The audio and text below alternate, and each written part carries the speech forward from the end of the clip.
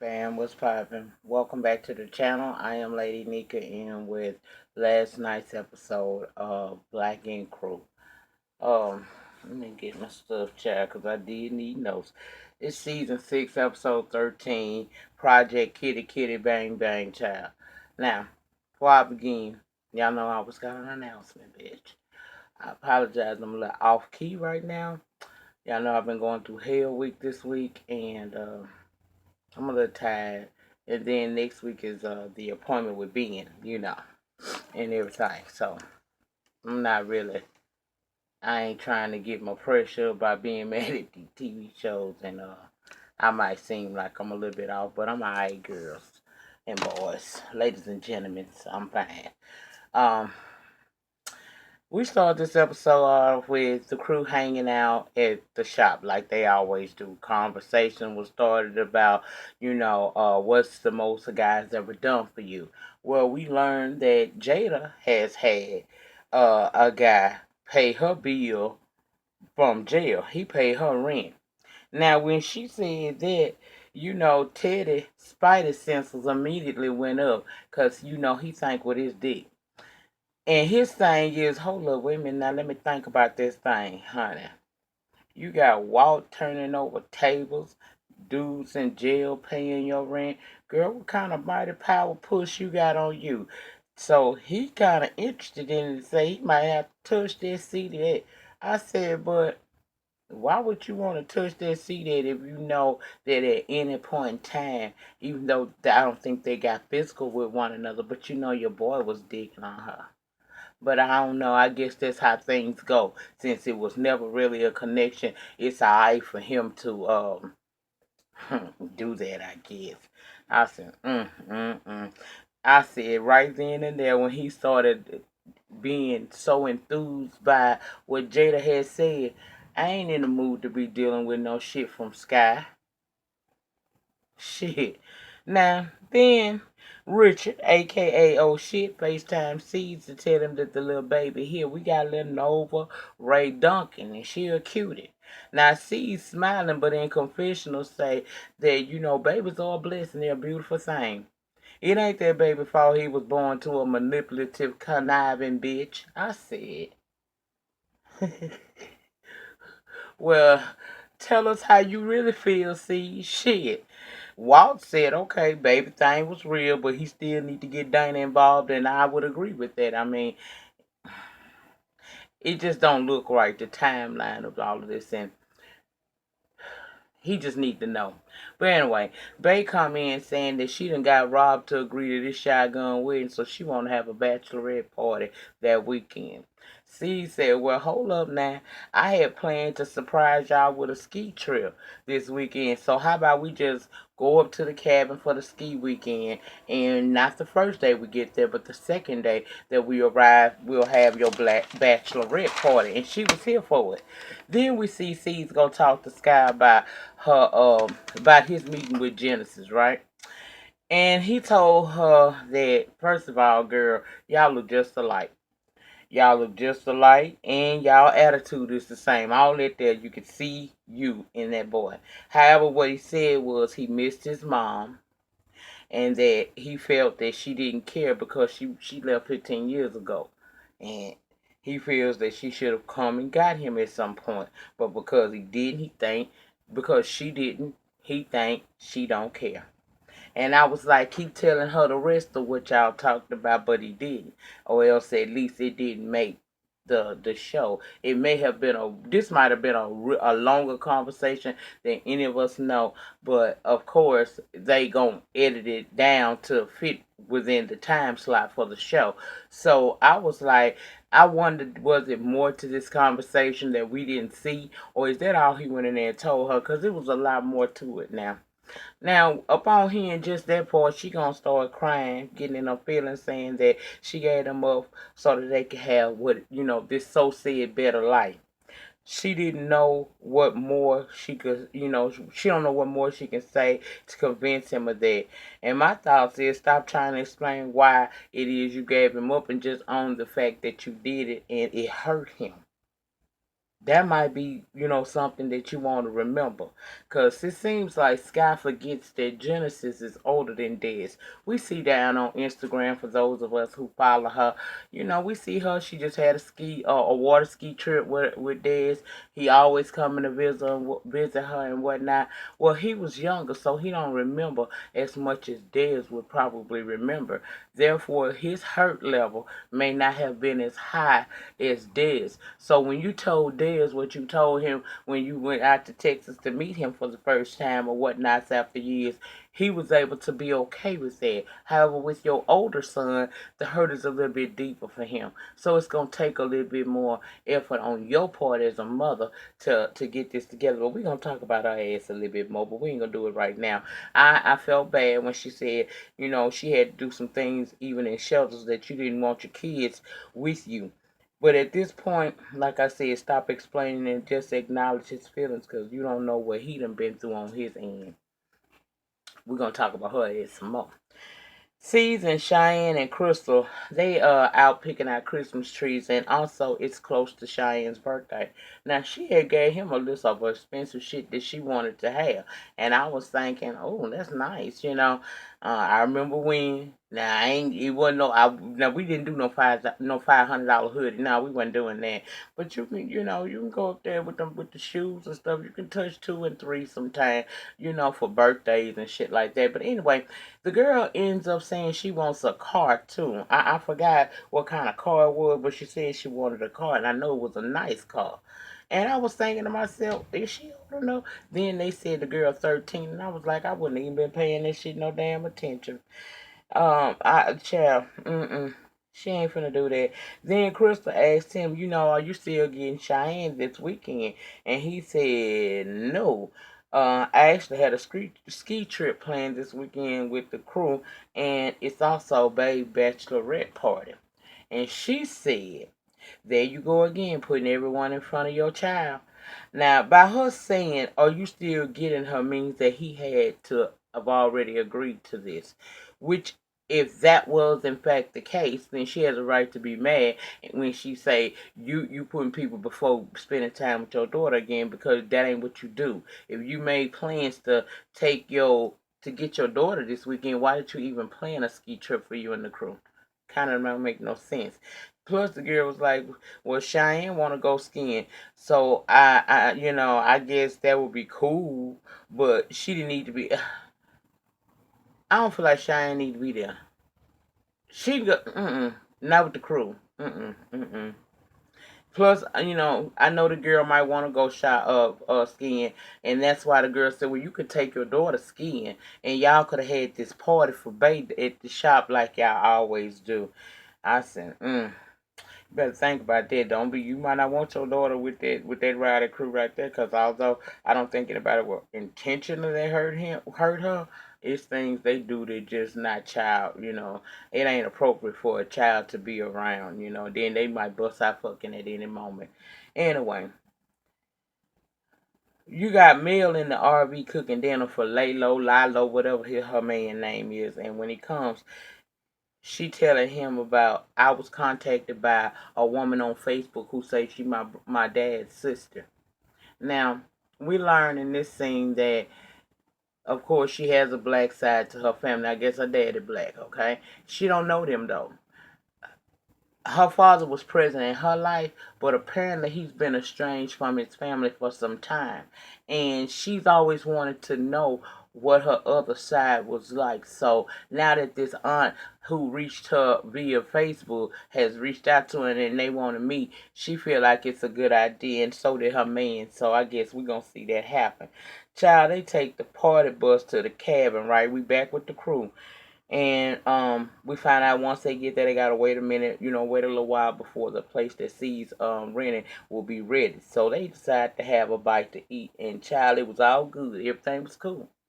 Seeds was thinking he gonna get some kiddie time in, some kiddie play time in, and while they up there, and right when he thinking that this weekend just gonna be perfect, in comes Cheyenne and Crystal, and Seeds is like the fuck. And I was too. I was like, I know she ain't just crashed the party.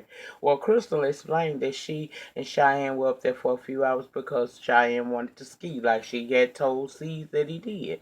And she said they're gonna be leaving in a couple of hours. When she said that, he was cool because he like, okay, I spent a couple of hours with my baby, then I can get to my kitty time. So that worked in his favor.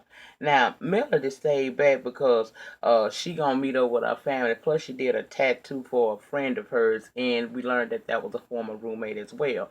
Now, I forget what the tag was, but anyway, did y'all see her around there cleaning and spraying around that shop before that dude arrived there talking about it smell like ass in there? It don't be clean in there. I was like, I don't know why. Well, I can see why it smell like ass, because all of them sitting on their ass all day. They ain't doing no tattoos around that shop. But child, I was hollering. Anyway, the next scene we saw was her, Lalo or Lalo, whatever her man name is, and they baby going to where the aunt stay. And when she knocked on the door, immediately we see the family resemblance when the aunt opens the door. Coco was her name. She loud and excited to see Melody and meet her family. Okay, she was very friendly with them and stuff. They go inside, and child, when they went inside, it was about 4 generations of them peoples in there. One thing was for certain, they all was related, because they all looked like her. And I was just sitting there thinking, how the hell did all these people get up in this damn apartment? Cause it was child niggas wall to wall. You know what I'm saying? Anyway, they having dinner and the kids playing with Mel baby, and it was so cute when one of them little kids said, "So this is my little cousin," and then Coco told Mel that her dad at the age of 12 was kind of put in a position to where he was like a parent to the siblings because the mom had, more than one kid, and times were tight. She was doing the best she can, but it was time where there was no food. So him being the oldest male in the house, he felt like it was his obligation to go out and try to make a way. So he was put in a position to be a parent at the age of 12, which I can understand. By the time he was 16 or 17 years old, he became so overwhelmed he just walked away from it all, and they've never heard or seen him since then. His sister says she thinks that he never came back because he felt guilty about leaving in the first place. I can imagine that, but he wasn't the one that was responsible. In actuality, them parents are responsible. You should never put more on your child than they can bear. You know, I liked how that went, and it was, they didn't do no down talking and blaming and all of that stuff. So hopefully, by her reuniting, well, by her uniting with the family, it would allow her dad and his family to reunite, and maybe they could start working on being family again. Building relationships. That would be nice to see. Now let's go back up to the New Jersey child back at the cabin. They preparing for the bachelorette party when in comes Crystal, and now she's like, what the hell? Well, apparently because Bay can't party like everybody else can and drink, she figured like Crystal don't do any of that either. She didn't invite Crystal to spend the night over and enjoy the party with her. I said, now ain't that some shit? Now she's staying over for the night, but it ain't no room for her. She going room to room to see where she can sleep. Sky said she couldn't sleep in her room, and somebody suggested she sleep in Caesar's room, and he wasn't here for that at all, and neither was she. Girl, you catch the couch when you just, insert yourself like that. Well, you really ain't insert yourself. That damn Bay inserted you, so she should be sharing her room. Now, next thing we know, in comes this group of cockabickets, babies. I was like, what? We find out Walton went down to the ski slopes and then invited these people to the party, talking about they cool. Sky said, hell no, I don't know them, I ain't partying with them. And off the bed she went. Uh, Now Jada and Teddy was over in that corner. They was kind of talking real chummy like with one another. Next thing I know, they go in the bathroom, and we did hear sex sounds. And you did see Donna and Baes saying that they fucking, and they already know Sky can't find this out because we don't want another incident like the one we had down there in Korea. We don't want that. Now Then you got one of the little Becky's with the good hair, all up in C's face, talking about she know he want her by the way he looking at her. He looking at her like, girl, I'm not thinking about. I don't want you. I'm here with somebody. Oh, girl said that ain't no problem, and you could see that she had something on her mind, cause she pressing her little thin ass body up against him so hard. Child, I was like, if he breathed deep enough, he might inhale you into his body. You ignorant little piece of trick, you. Now, Kitty noticing this too, and she feeling some kind of way because this ain't nothing like what she said, what he said was the weekend was gonna be like. Then why you over there smiling all up in her face? She told him that later on. This weekend wasn't going like they had planned, and he has, the cockabicka was all up in his face, and he was like, that wasn't nothing, but he suggested that she meet him up in his bathroom so they can get some one-on-one time like they had planned, while everybody else is downstairs enjoying the bachelorette party, right? And she agreed. Child, they get up there and cock a bucket in the tub, wet, probably smelling like pound puppy and everything else. He like, you got to go.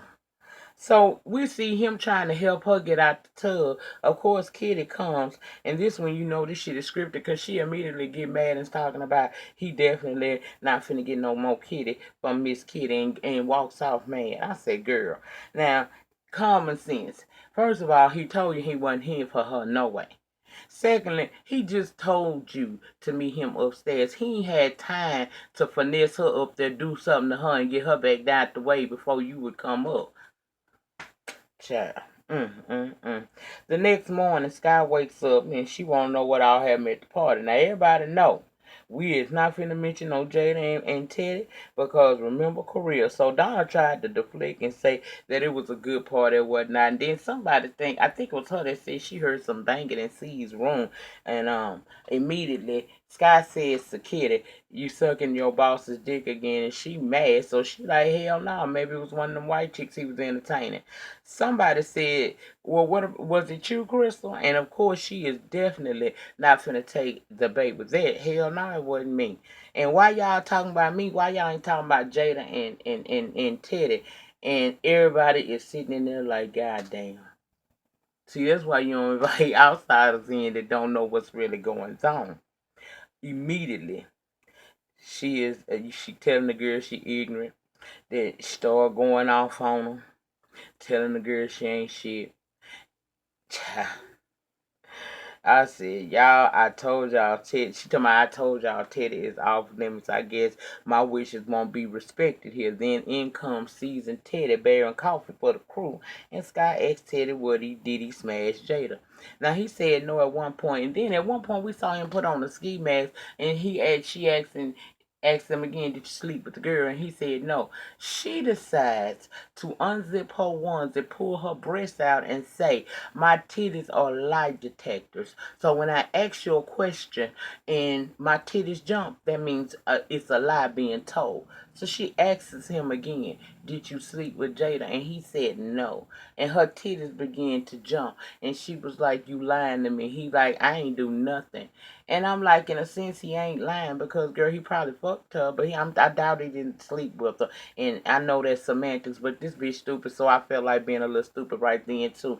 Girl, this just was ignorant.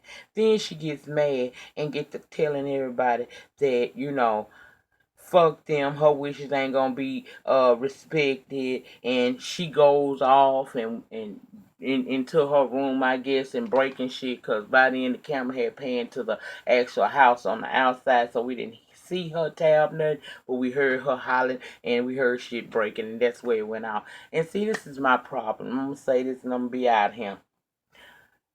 I have tried very hard to understand Sky's side of this whole situation with her children. But upon watching him last episode and going back doing some more, just looking at these all the videos that were out there about this situation, listening to what this boy has said, I understood him also really well from last week. See, I know that being on this show, you got to do so much, you got to turn up so much, just to be able to stay on this show. But considering you have let the world know that you got two sons, damn near adult sons, well, one is an adult and the other one is probably damn near an adult, okay?